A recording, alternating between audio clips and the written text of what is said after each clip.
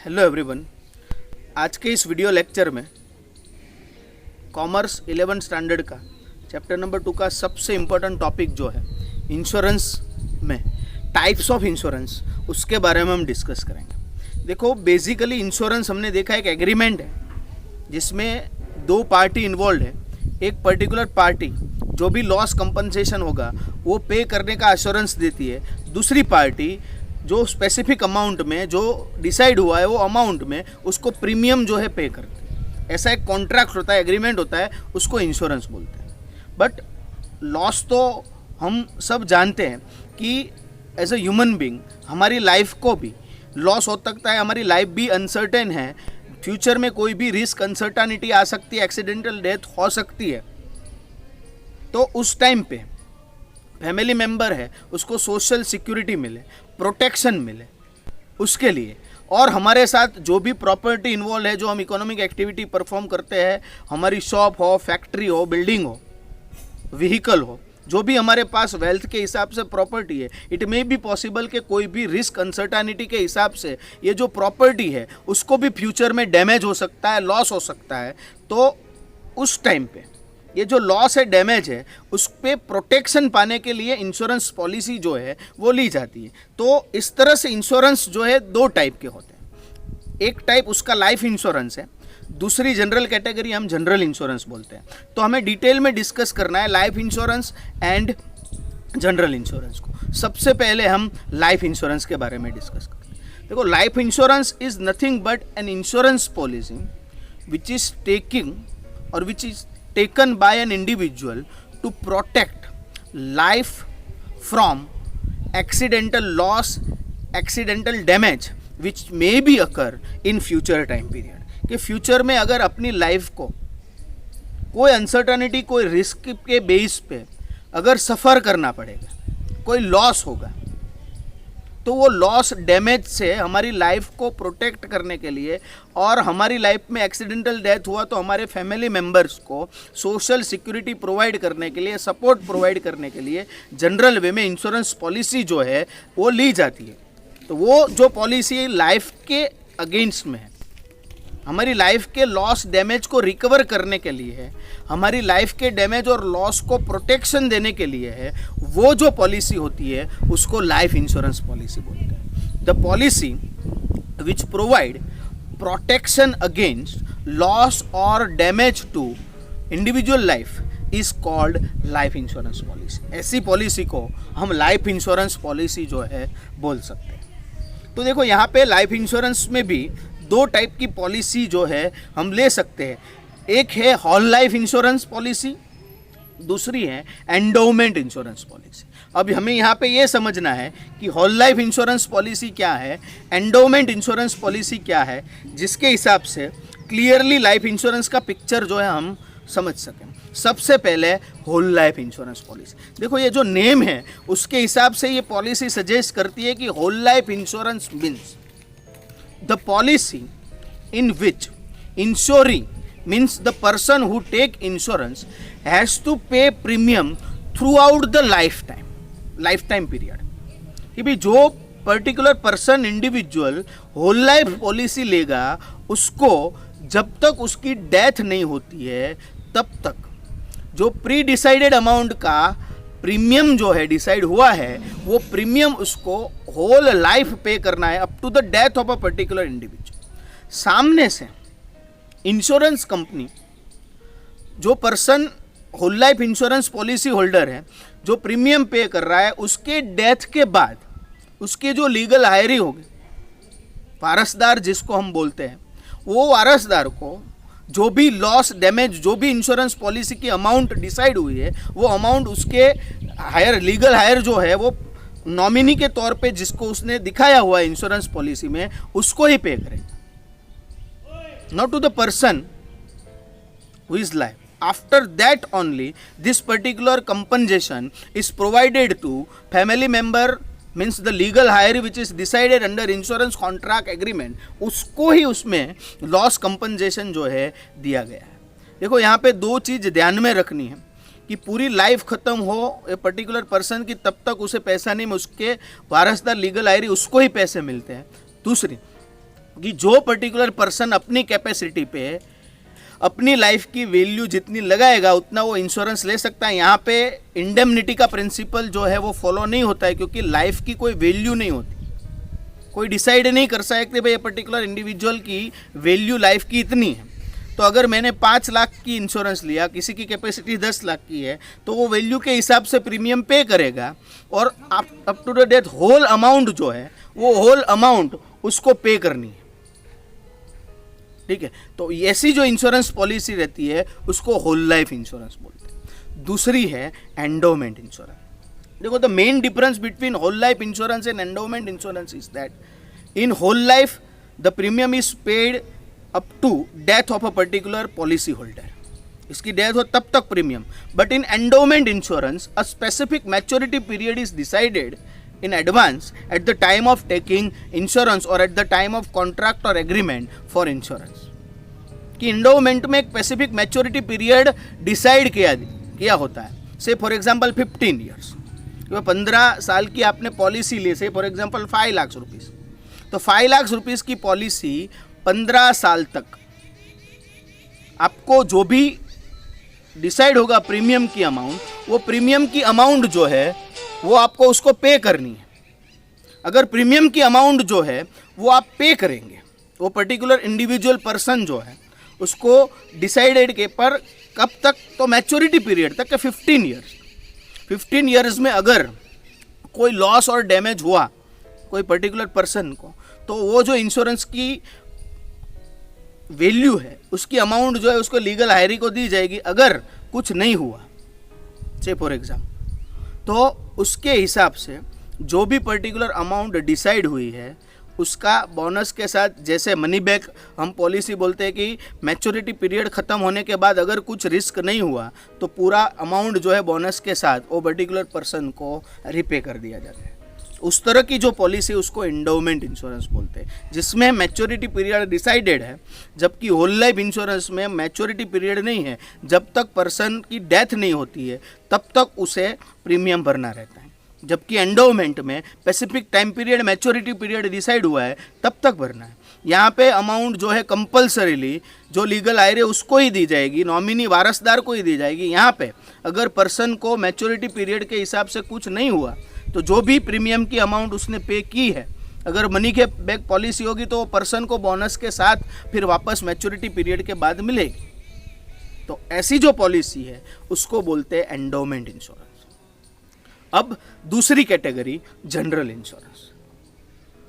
The insurance policy which is basically taken to protect property which is related to a particular individual is called general insurance. तो उसमें हमारी jewellery है, हमारी shop है, building है, factory है, हमारी मशीनरीज है, व्हीकल है, जो भी प्रॉपर्टी हमारे साथ जुड़ी हुई है उसका हम इंश्योरेंस जो है ले सकते हैं कि भाई उसकी वैल्यू के हिसाब से उसका प्रीमियम डिसाइड होगा। वो प्रीमियम हमें पे करना है जब तक मैच्योरिटी पीरियड चल रहा है। प्रीमियम की अमाउंट पे कर दी, उसके हिसाब से हमारी प्रॉपर्टी को प्रोटेक्शन मिलेगा। उस दौरान अगर कोई लॉस डैमेज आएगा प्रॉपर्टी को, तो इंश्योरेंस कंपनी जो है वो लॉस प्रॉपर्टी डैमेज जो है उसका कंपनसेशन वळतर जो है हमें देगी। उस तरह का जो इंश्योरेंस है उसको जनरल इंश्योरेंस बोलते हैं। तो यहाँ पे जनरल इंश्योरेंस 3 टाइप्स के दिए हुए हैं। सबसे पहले गुड्स ट्रांसपोर्टेशन इंश्योरेंस। देखो, हमें पता है कि गुड्स एंड सर्विस जो है उसको हमें एक जगह से दूसरी जगह, from one place to another place, we have to continuously make movement. तो उस मूवमेंट के दौरान, ट्रांसपोर्ट के दौरान अलग अलग मोड का हम यूज़ करते हैं। वाटर ट्रांसपोर्ट का यूज़ करते हैं, एयर ट्रांसपोर्ट का यूज़ करते हैं, रोड रेलवे का यूज़ करते हैं। तो we all know during this transportation, during this movement, it may be possible due to certain factor, due to certain risk and uncertainty, products or goods which transport may be damaged or the goods have to suffer from loss during transportation. To protect such goods during movement, during transportation is called transportation insurance. उसको बोलते हैं transportation insurance. देखो, यहाँ पे transportation के mode के हिसाब से 3 बेसिक इंश्योरेंस पॉलिसी हम ट्रांसपोर्टेशन की ले सकते हैं। सबसे पहले मरीन ट्रांसपोर्टेशन। देखो marine transportation is a transportation which is performed through sea route. जो शिप होती है बेसिकली इंटरनेशनल जो भी हम बिजनेस ट्रांसपोर्टेशन करते हैं वो बेसिकली सी रूट्स के थ्रू करते हैं, तो वो एक रिस्की कम रिस्क का हम ऐसे बोल सकते हैं कि भाई उसमें एक साथ में लोड वॉल्यूम हम ट्रांसपोर्ट कर सकते हैं, कॉस्ट भी उसका लो आता है, पर सी रूट के हिसाब से ट्रांसपोर्टेशन होता है तो वहाँ पे रिस्क होता है। और this particular transportation mean is ancient में कि भाई पुराने साल से एंशंट टाइम से जब भी इंटरनेशनल ट्रांसपोर्टेशन करना था तो मरीन ट्रांसपोर्टेशन का यूज़ होता था। तो उससे ये जो ट्रांसपोर्टेशन का इंश्योरेंस है वो सबसे एंशंट है। लॉयड्स ऑफ लंदन नाम की जो कंपनी है, इंश्योरेंस कंपनी, उसने सबसे पहले 325 ईयर्स अगो जो है ये पर्टिकुलर इंश्योरेंस पॉलिसी स्टार्ट की हुई है। तो एक साथ बल्क में ज़्यादा वॉल्यूम में ले जा सकते हैं, कॉस्ट भी कम है पर रिस्क ज़्यादा है, तो उसके अगेंस्ट प्रोटेक्शन करने के लिए मरीन इंश्योरेंस। दूसरा है एयर इंश्योरेंस। तो after 19th century, due to evolution in transportation sector, now some basic goods which have low weight, which is prestigious in nature, can be transported through airway also. तो airway में जो भी airplane है, helicopter है, उसकी मदद से transportation होता है। तो ये एक कॉस्टली ट्रांसपोर्टेशन है। लो वेट की जो गुड्स है वो ट्रांसपोर्ट इजीली कर सकते हैं, जिसकी वैल्यू ज़्यादा है, प्रेस्टिजियस गुड्स ट्रांसपोर्ट होती है, बट उसमें रिस्क ज़्यादा है। तो एयरवे के दौरान, ट्रांसपोर्टेशन के दौरान कोई भी पर्टिकुलर गुड्स होती है, उसको अगर कोई भी प्रकार का डैमेज होगा, लॉस होगा, तो वो डैमेज और लॉस को रिकवर करने के लिए एयर इंश्योरेंस लिया जाता है। और तीसरा जो ज़्यादातर यूज़ होता है ट्रांसपोर्टेशन में, रेल और रोड इंश्योरेंस। देखो रेल और रोड, पहले रोड हम बोलते हैं कि भाई ट्रक लोडिंग व्हीकल्स के हिसाब से गुड्स को एक जगह से दूसरी जगह पे हम ट्रांसपोर्ट करते हैं, तो उसके दौरान भी रॉबरी है, एक्सीडेंट है, ऐसी कोई भी घटना बन सकती है। तो उसके हिसाब से जो भी गुड्स को लॉस होगा, डैमेज होगा, एनवायरनमेंट के हिसाब से, रेन के हिसाब से, तो उसके अगेंस्ट में प्रोटेक्शन मिल सकता है। तो रोड, रेल के दौरान भी कोई भी एक्सीडेंट बने, रॉबरी बने, कोई भी ऐसा इंसिडेंट बने कि जैसे रेल ट्रांसपोर्ट के दौरान गुड्स और सर्विस जो उसको डैमेज हुआ, तो उसका भी इंश्योरेंस हम ले सकते। तो ये जनरल इंश्योरेंस की पहली कैटेगरी थी, ट्रांसपोर्टेशन इंश्योरेंस। दूसरा है fire insurance. Under this insurance protection is given against loss और damage occur due to fire. Fire, आग जो लगती है, जो भी हमने फायर इंश्योरेंस लिया तो उसमें आग के हिसाब से, फायर के हिसाब से फुल और पार्शल, फुल्ली लॉस हुआ और आधा कोई भी लॉस हुआ, तो लॉस के अगेंस्ट में कंपनसेशन देने के लिए जो इंश्योरेंस लिया जाता है उसको fire insurance. Under this insurance the insurance policy holder has to pay a specific amount of premium up to maturity date during this particular period if there is any loss due to fire. This loss may be full or this loss may be partial. The loss compensation is provided by insurance company against the loss due to fire. आग के हिसाब से जो भी loss होगा property को, और loss के अगेंस्ट में कंपनसेशन देने के लिए जो इंश्योरेंस लिया जाता है वो इंश्योरेंस को हम फायर इंश्योरेंस बोलते हैं। और तीसरी कैटेगरी अदर, इसमें काफ़ी सारे जनरल इंश्योरेंस अदर आते हैं, जिसमें से पूरा सिंगर अपना गला का इंश्योरेंस ले सकता है, कोई प्लेयर है अपना फिजिकल बॉडी का इंश्योरेंस, डांसर है अपने लेग का इंश्योरेंस भी ले सकता है, व्हीकल का हम थर्ड पार्टी इंश्योरेंस निकाल सकते हैं, हमारे एम्प्लॉय जो कंपनी में काम करते हैं उसका इंश्योरेंस निकाल, कोई इंस्टीट्यूशन है, स्टूडेंट्स का ग्रुप है, टीचर है, एक साथ उसका इंश्योरेंस निकाल सकता है। मेडिक्लेम है कि भाई हम मेडिक्लेम में कोई भी डिसीज़, कोई भी ऑपरेशनल ट्रीटमेंट हुई, वो जो मेडिक्लेम में प्रिस्क्राइब की हुई उसमें से, और अगर स्पेसिफिक अमाउंट में प्रीमियम पे किया गया तो वो जो लॉस होगा, डिसीज़ का जो खर्चा होगा, ट्रीटमेंट का जो एक्सपेंस होगा, वो अंडर मेडिकल क्लेम की पॉलिसी के अंदर कोई भी पर्टिकुलर पर्सन को कंपनसेट किया जाएगा, तो मेडिक्लेम है। थर्ड पार्टी इंश्योरेंस है, स्पोर्ट्स इंश्योरेंस है, इवेंट इंश्योरेंस, कोई इवेंट है वर्ल्ड कप जैसा हो, ठीक है, कोई कंपनी वो बहुत बड़े पैमाने पे कोई इवेंट ऑर्गेनाइज करती है, कोई कल्चरल प्रोग्राम होता है, नवरात्रि जैसा सेलिब्रेशन होता है, उसका भी इंश्योरेंस हो सकता है। कोई भी आपका व्हीकल इंश्योरेंस हो सकता है। थर्ड पार्टी इंश्योरेंस, कोई ग्रुप, एम्प्लॉय का ग्रुप हो, स्टूडेंट का ग्रुप हो, उसका भी इंश्योरेंस हो सकता है। आपका एनिमल पेट्स हो, उसका भी इंश्योरेंस हो सकता है। कोई आर्टिस्ट हो जिसके हिसाब से वो अपनी एक्टिविटी, उसका भी हो सकता है कि भाई आगे कोई पर्टिकुलर कंपनी डेप्ट में चली जाएगी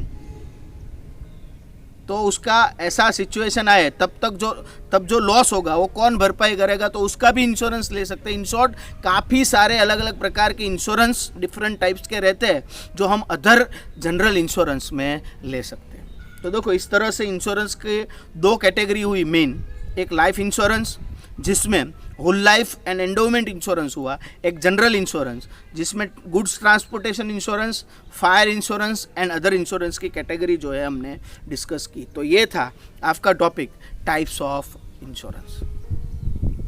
थैंक यू वेरी मच।